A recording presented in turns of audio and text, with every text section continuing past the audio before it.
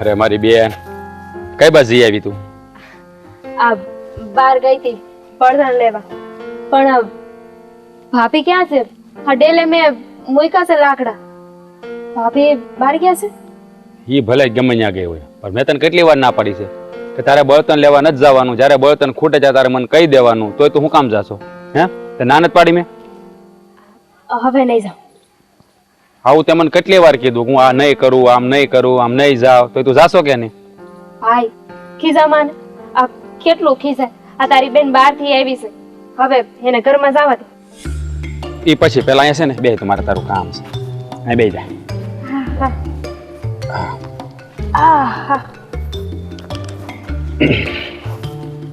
પેલા મને એ કે હા તું આમ કઈક અલગ દેખાશો, હા તારા મોઢા ઉપર આમ ખુશી ખુશી એટલે દાંત કાઢશો.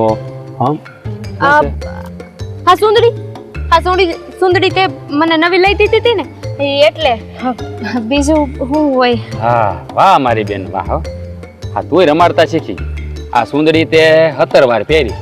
હા આ સુંદરી લીધી અને આ રક્ષાબંધનમાં મેં તને લઈ દીધી હતી. આ દિવાળી વહી ગઈ છે.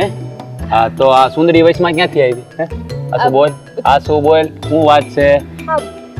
બળતણ લેવા ગઈ હતી, બીજું શું હોય? મને જવા દે. અરે ક્યાંય જાવ ને તું, ધીરે ધીરે. આ બળતણ લેવા તો તું વારા ઘડીએ જાશો, કોઈ દે એટલા બધા દાંત નથી કાઢતી.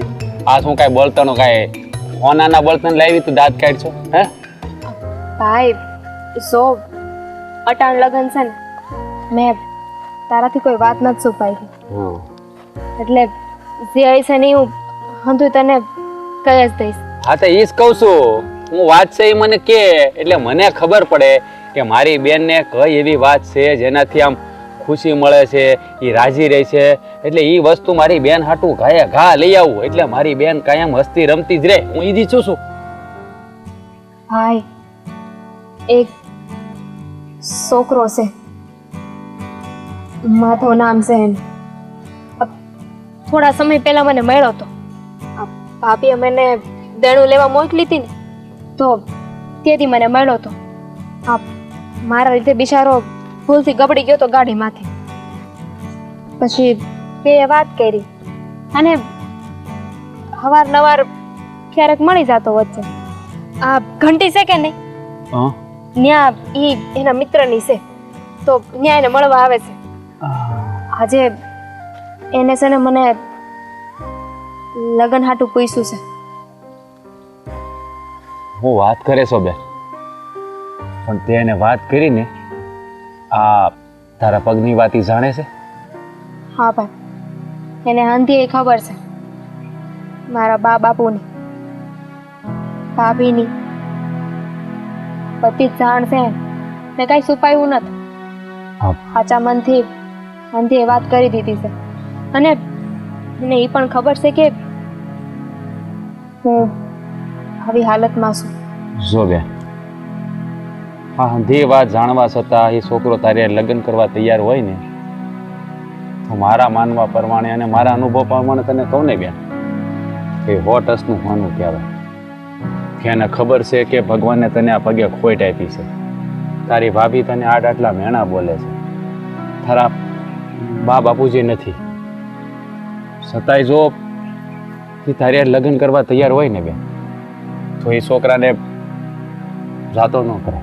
પણ આ એક વાત પાકી છે, પહેલાં હું એને મળી, હું જાણી કે એ છોકરો છે કોણ, એના સંસ્કાર કેવા છે, એ લગ્ન પછી તને હાંસવશે કે નહીં હાંસવે, લગ્ન અત્યારે હરખ હરખમાં કરી લે પછી એના ઘરવાળા તને હેરાન કરે, એ વાત નહીં.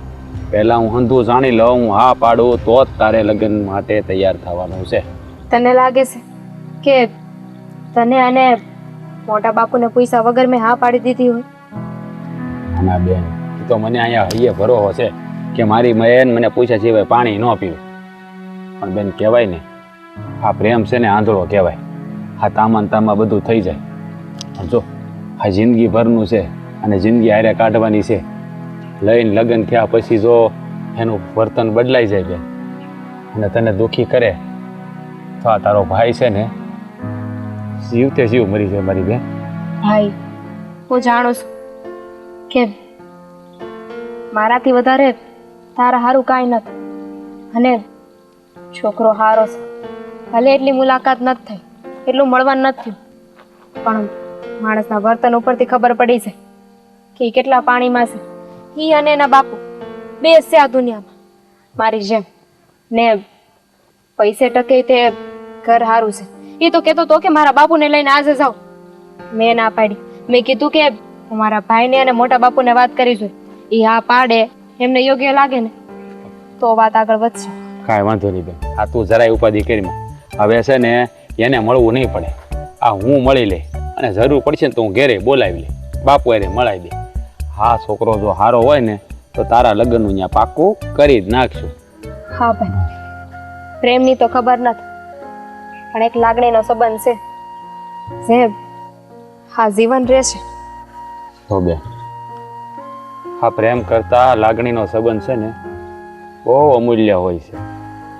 પ્રેમમાં માણસ ક્યારેક દગો દઈ દે, પણ આ જે લાગણીના તાતડે બંધાણા હોય ને બે, એ ભવો ભવ ન છૂટે હો.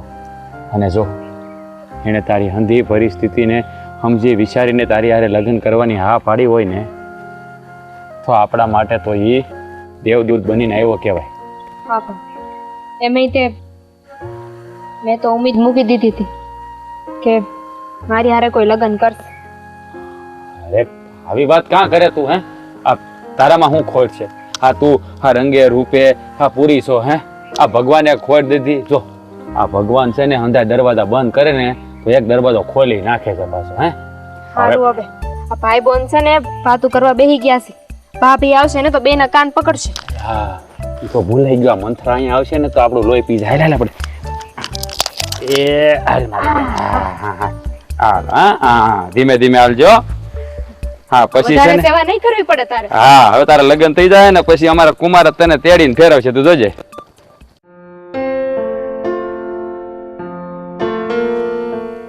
બેટા, મારે તને એક વાત કહેવી છે. કહી દો ને. હા, આપણા ગામના ઓલા એ સ્કૂલવાળા માસ્ટર છે ને, હેડ માસ્ટર સાહેબ. હા હા હા, એ મને કહેતા હતા કે અમારા છોકરાઓને થોડીક આ તકલીફ પડે, ઓલી તકલીફ પડે છે. તો હું એમ કહું છું કે ઓલું આપણું 30 વીઘા છે ને એમાં 500 વીઘામાં આપણે મોટી સ્કૂલ બનાવી દઈએ અને તારી માનું નામ લખાવી દઈએ. અરે વાહ બાપુ, હા હા તો બહુ સારી વાત કહેવાય, અને આ તો ધર્મનું કામ કહેવાય. તો હું તો કહું છું કે કરી જ નાખો. હા બસ બેટા, આ તો હું છે કે મારે તને પૂછવું પડે. હું જે કંઈ કામ કરું ને તને પૂછીને કરું ને તો તને ભવિષ્યમાં એમ ન થાય કે મારા બાપા કંઈ મને પૂછ્યા વગર કરતા હતા. અરે બાપુ, હા તમારે મને ના પૂછવાનું હોય, હા મારે તમને પૂછવાનું હોય, અને તમે જે કરતા હોય ને એ હંધું બરાબર જ હોય. હા બસ, તો હું તારી વાટે હતો તો હું હેડમાસ્ટરને કહી દઉં છું કે જેટલા વીઘા તમારે જોઈતા એમાં એવડી મોટી સ્કૂલ બનાવો ને તમને જેવી જુએ ને એવી સ્કૂલ બનાવી દઈએ આપણે. હા, અને લીલીબાનું નામ લખાવી દઈએ તારી. જય શ્રી કૃષ્ણ. કોણ? હું કાનો, રાધાનો ભાઈ. આ બેહો. જય શ્રી કૃષ્ણ. પાણી લેતો આવું. ના ના, પાણી નથી પીવું.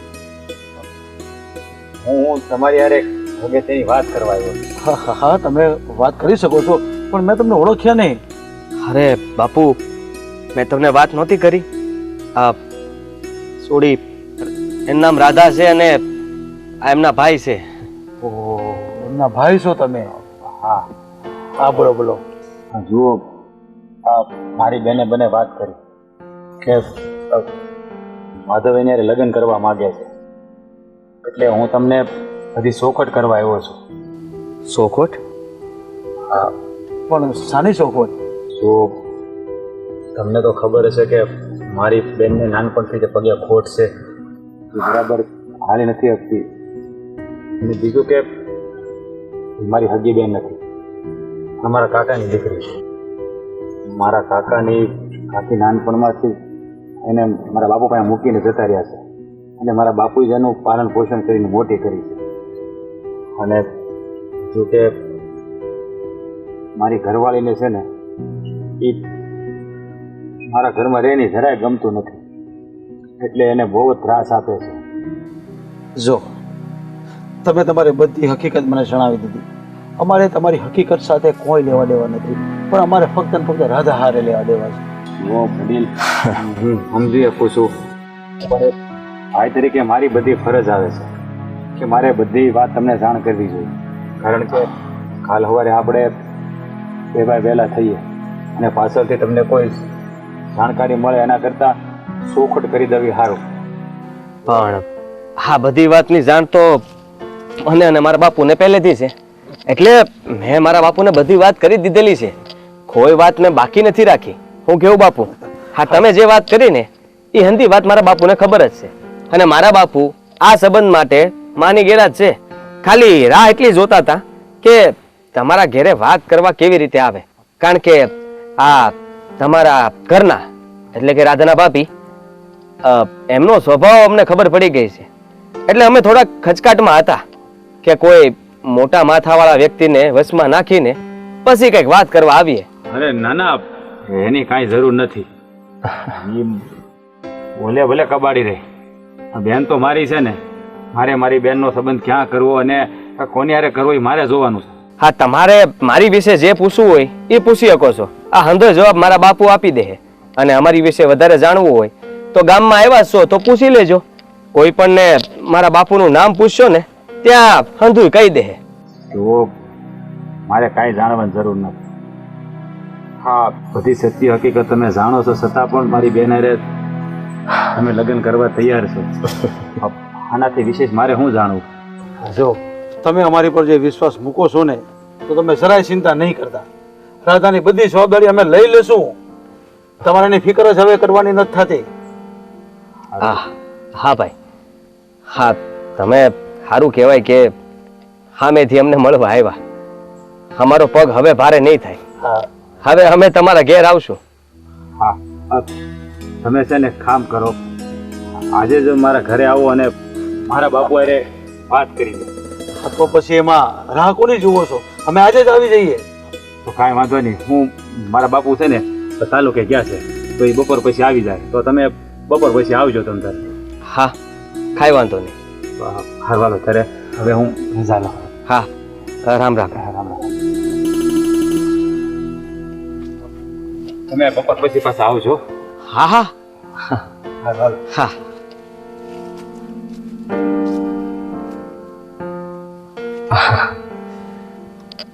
શું બેટા, તું જેની રાહે હતો ને એ ભાઈ સાથે આવી ગયા છે, એટલે હવે આપણા પગ ભારે નહીં થાય, અને આપણે આજે સાંજે જઈને તારું પાક્કું કરી દેશું. બસ હવે તો ખુશ ને? અરે બહુ ખુશ બાપુ, બહુ ખુશ.